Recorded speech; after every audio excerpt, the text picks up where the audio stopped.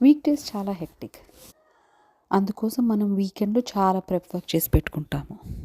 దానిలో భాగంగా మనము వెజ్జీస్ తెచ్చుకుని మీల్ ప్రెప్ చేసుకుని, గ్రోసరీస్ అన్నీ రెడీగా పెట్టుకోవటం ఇవన్నీ చేసుకుంటాము.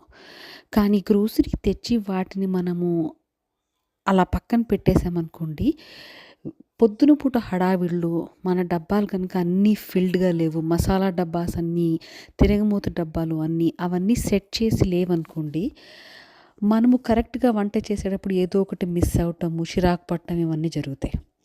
అదే కాకుండా మనము గ్రోసరీకి వెళ్ళే ముందు అన్నీ ఒకసారి చెక్ చేసుకోకపోతే, మన దగ్గర ఏమున్నాయి, ఏం లేవు, ఇవి చెక్ చేసుకోకపోతే మనం ఈదర్ మిస్ అయ్యే ఛాన్స్ అన్నా ఉంటుంది, లేకపోతే తెచ్చినవే తెచ్చుకుని అవి పాడైపోవటం, పురుగులు పట్టడం ఇలాంటివి జరుగుతాయి.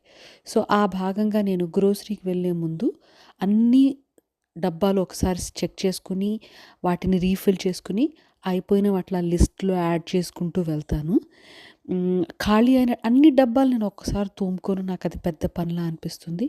ఖాళీ అయింది ఒక్క డబ్బా డిష్ వాషర్‌లో పెట్టేసుకుంటూ ఉంటాను.